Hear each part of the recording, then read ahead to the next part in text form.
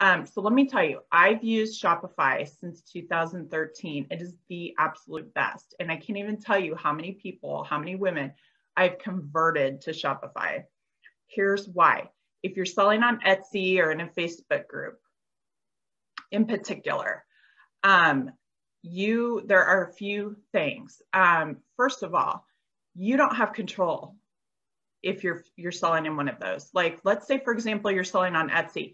I'd really love for you to own the assets of your company.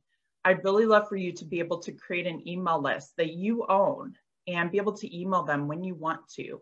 That is like the biggest asset that you have as an online store is your email list and the ability to communicate with people. And that's why it was so hard for me earlier this week when I couldn't communicate, when my emails weren't going through, when I had that glitch earlier this week. You can see that to effectively run an online business, you have to have access to communicate. That's one. When you're on Etsy, you're not going to have that. When you're on Facebook, do you have an email list? If you're building on Facebook or on a page or in a group, most women I talk to don't. Okay, that's the first part. Your email list is a huge part of it. And if you're not selling on Shopify, you don't have that. 99% of you don't. The other thing is if you're just selling on Facebook in a group or on a page, most of you, it would be in a group because groups get more engagement. Here's the thing.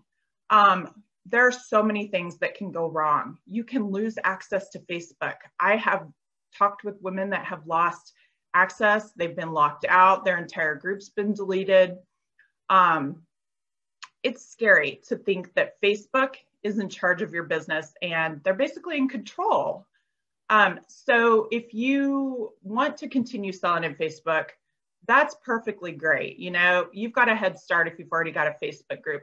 But if you add a Shopify piece, you can now put all your inventory on Shopify, connect it to your Facebook page. It will pull in your merchandise into Facebook.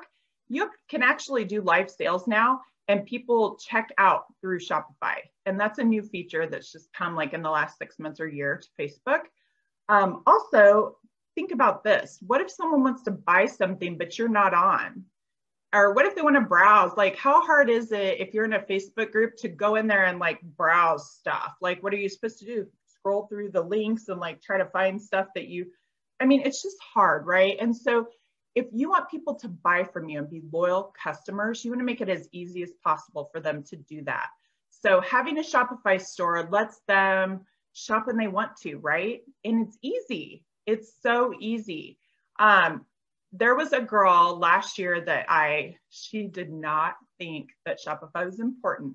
I said, okay, just give me 30 days. And so we set up a store for her. And do you know, like in her first week, she emailed me and said, Karina, I made sales while I was sleeping. And I didn't even have to do anything. I didn't have to go live, nothing.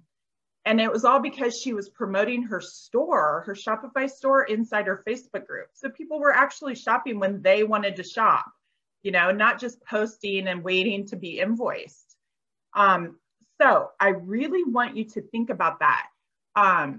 If you want to grow your business and you're just on Facebook, that is the sticking point. That's why you're stuck.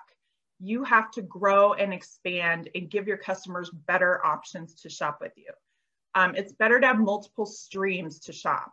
So let's say you're on Etsy. Well, let's add Shopify. Let's put your products also in a Shopify store. That way you can own your email list and you can start building your own business instead of letting Etsy have all the control. You can still sell on Etsy, but you can also sell on Shopify.